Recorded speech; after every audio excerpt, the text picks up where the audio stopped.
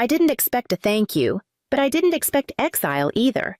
It started with a dinner invitation, one of those half-obligated, half-passive-aggressive things my family does when they want something.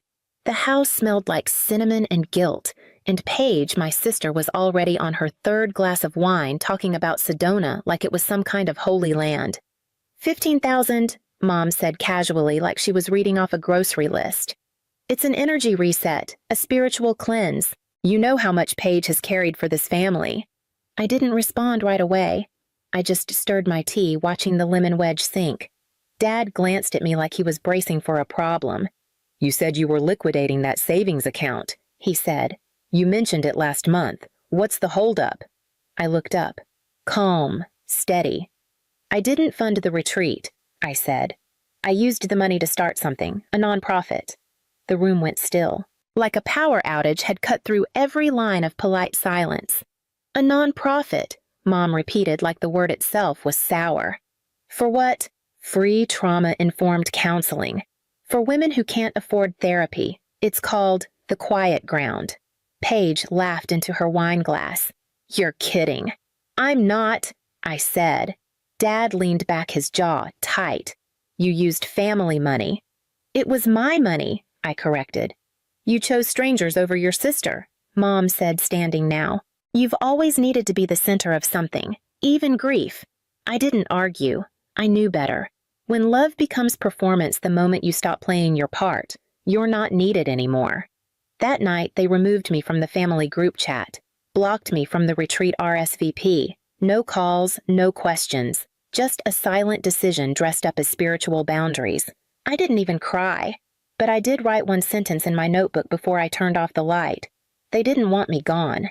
They wanted me small. It didn't start with the nonprofit, or the retreat, or even the silence after. It started years before that.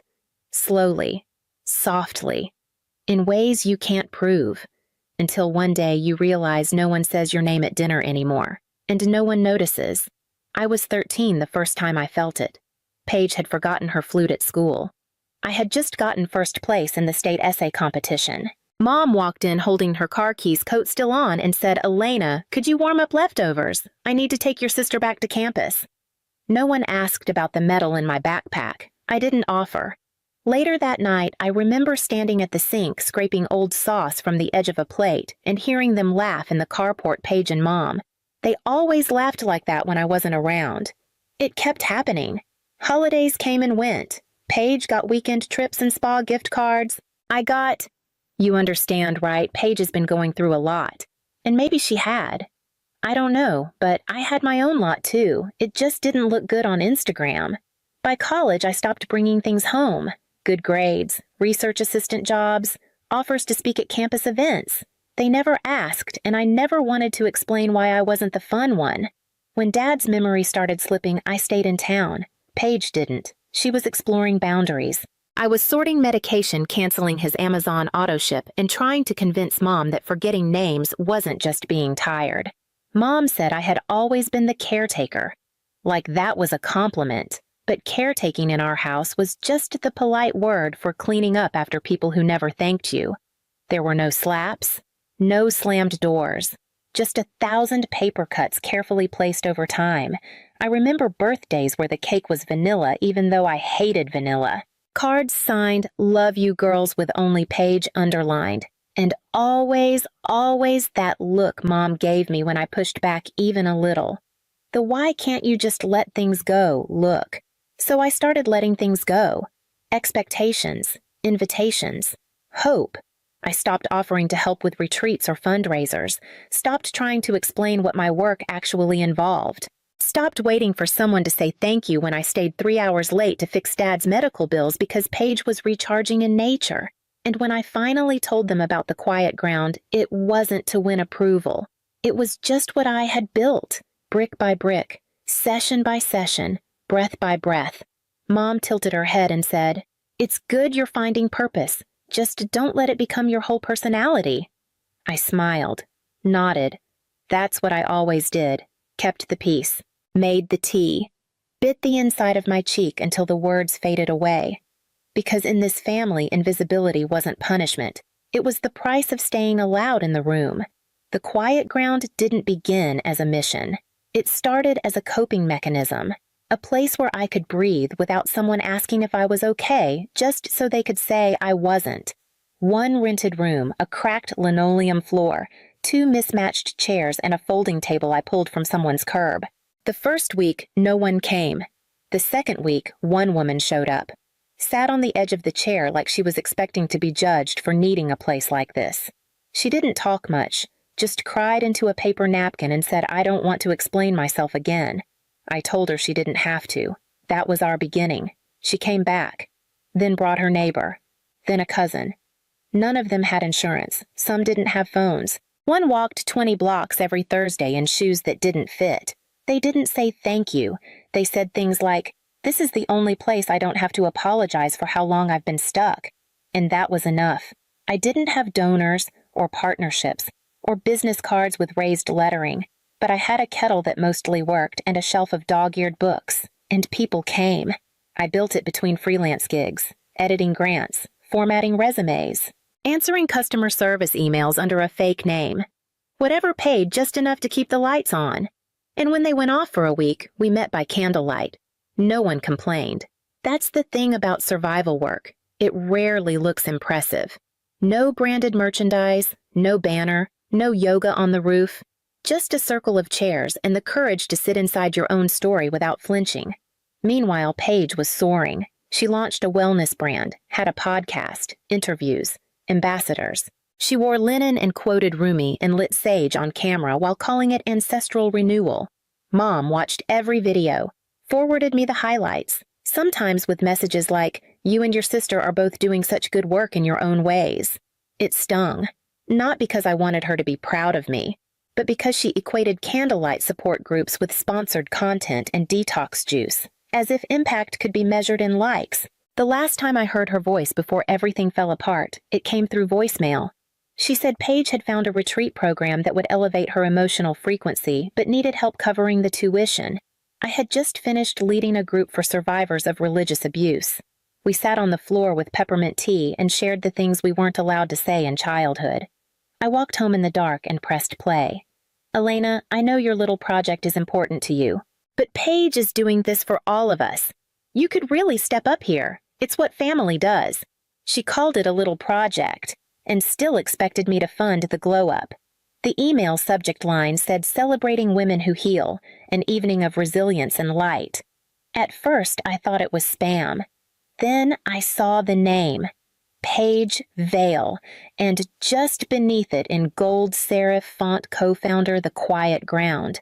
I stared at the screen for a long time. Not partner, not collaborator, founder, as if she'd built it herself brick by quiet brick. The flyer was beautiful professional, warm beige and soft lavender tones. Photos from inside the space our circle chairs, our tea shelf, our community wall. I didn't even know anyone had taken pictures. At the bottom there was a quote, "Healing starts where judgment ends. Paige Vale." I had written those exact words on a sticky note last winter posted on the bulletin board beside the exit door. She had turned it into branding. I tried calling the listed number. No answer. I emailed. Twice. Nothing. Then a few days later, someone showed up at my office. Early morning. Bright-eyed brisk, wearing a flowing cardigan and holding a ring light under one arm. "Hi," she beamed. "We're filming a short promo for the gala. Paige said this space captures the essence of the journey. Would it be okay if we just grabbed a few shots?" She was already halfway through the front door when I blocked her path. "Excuse me, what did Paige tell you this was?" Her voice stuttered. "The community site for her healing initiative. She said you helped anchor the logistics." The logistics. I didn't answer. I didn't explain. I just told her to leave, calmly, firmly, and locked the door behind her. That evening, I checked our nonprofit email again. A new message was sitting at the top of the inbox. Attached a copy of Paige's grant application to the Wellness Equity Fund. The cover page had our logo pixelated from being copied too many times. 14 pages of budget projections, event programming, and press language. My name was there too, not as founder, not even as co-director, just program support. E. Vale Independent Contractor. I scrolled to the signature block. There it was. Paige's name signed in lavender ink. She had requested $25,000. For my work. For our space. And no one had said a word to me. Not Mom. Not Paige. Not the funders. Not the organizers. They hadn't ignored me. They had absorbed me. Folded my life's work into her storyline like it had always belonged there. That night I opened a bottle of grocery store Red and drank it straight from the bottle. No music. No lights. Just me, a locked door, and the growing clarity that they hadn't returned because they cared.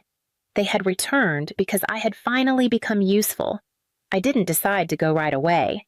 At first, I told myself it didn't matter. That I had better things to do than walk into a room full of people who didn't know my name at an event built on work I had bled for. But then the confirmation email came through. The grant had been approved. $25,000 issued under Paige's name for a program she did not create. That's when I stopped waiting for clarity. There was no misunderstanding, no crossed wires, no innocent mix-up. This was theft draped in wellness language and pastel font. So I made a plan. Not dramatic, just precise. I gathered everything email's original documents, screenshots, timestamps. I forwarded them to the Grant Foundation, to the venue coordinator, to a lawyer I knew from a pro bono network. Then I ordered a ticket. The gala was held at the Parkhurst Ballroom, one of those over-renovated landmarks turned event space where you can smell the money in the wallpaper. The lighting was soft rose. The tables were round and overdressed. Everyone wore cream or charcoal. I came in quiet, head-down seat near the back. I didn't need a spotlight. I just needed them to see the truth. Paige took the stage right on schedule. She looked perfect, flowy dress barefoot in a way that said expensive freedom. Her hair curled like a woman too grounded to care about approval. The room leaned in when she spoke. This journey, she said hand to chest, didn't begin with ambition. It began with ache. I created the quiet ground to honor the women who never got to speak. My throat tightened. Someone near me whispered, "She's so authentic." She wasn't even nervous. That's what stung most. Then, right before the award presentation, a man in a dark suit walked across the stage. No introduction. No fanfare. Just one sealed envelope. Paige took it without looking up, still smiling for the room. She opened it mid-sentence as if it were a note from the lighting crew. Her eyes flickered across the page. Once. Twice. Her mouth froze mid-word. The screen behind her set to loop testimonials sputtered, then glitched, then changed. A document came into focus. It was her grant proposal. Unedited, unredacted, 14 pages. Slide 1, the false team list. My name listed beneath hers. Slide 2, our tea room with the caption, Paige's original trauma-informed design.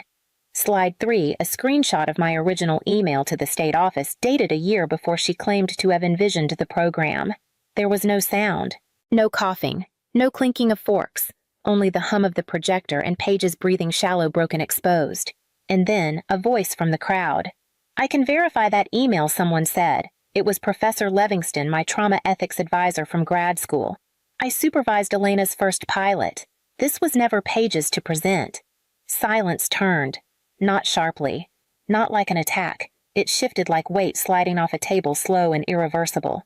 Paige tried to recover. Said something about shared inspiration. About the work evolving beyond ownership.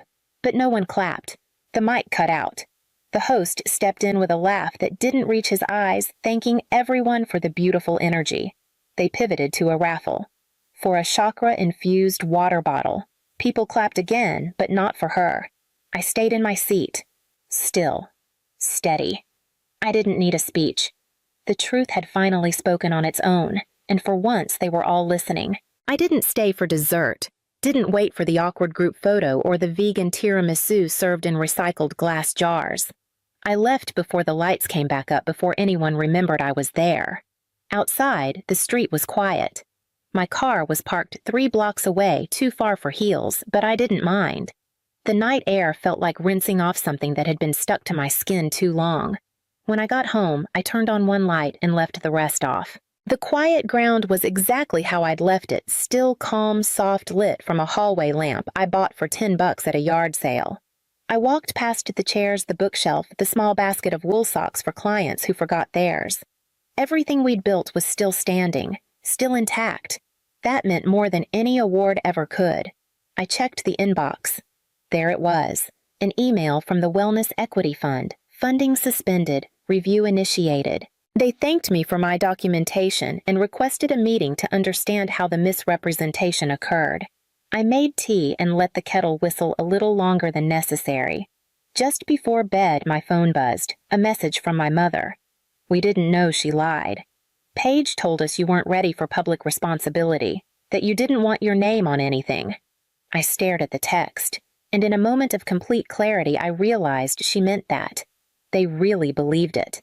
They believed I'd hand over everything I'd built quietly and visibly, just like always. I didn't respond. I closed my phone, placed it face down on the bookshelf, and opened my notebook instead. I wrote down a sentence I'd heard in group the week before from a woman who had never said much until that night. It's not that I stopped wanting them to understand. I just stopped needing them to. I underlined it twice. That's where I was now. Not angry, not vindicated, just done. Done with shrinking so someone else could stretch. Done with being the backstage girl in my own story. The next morning, I opened the front door and let in the early light. 2 new names were already on the calendar, both first-time clients, both women who had found us by accident. There are no accidents in healing, just the quiet decision to walk through a door that no one else opened for you. And this time, the door was mine. 2 weeks passed. The inbox quieted. The hashtags faded. Paige hadn't posted since the gala. The apology never came. But a message did. Hey, things have been rough. Any chance I could film something at the nonprofit? Just one short reel. For context. To show I'm still doing the work. Still doing the work. Like it had never been mine. I didn't respond. I didn't delete it either. Instead, I got up, walked to the front door, and took down the old Welcome All sign. Not because it wasn't true, but because it needed clarity. I replaced it with something smaller. A plain wooden plaque. No script font, no pastel colors, just 6 words hand-carved sanded at the edges. This space is not for optics. That afternoon, I hosted a new circle, 3 women. No introductions, just tea, a breath, and the courage to sit still. One of them looked around the room and said, "I don't know why this place feels safe, but it does." I smiled, didn't explain. Because truth doesn't need a logo, or a reel, or a forgiveness tour. It just needs time, and quiet, and someone who refuses to let the story be rewritten. I used to beg for love that came with conditions. Now I open the door, and if they ask if this is the quiet ground, I say yes. But I don't say who built it. I let the stillness answer for me.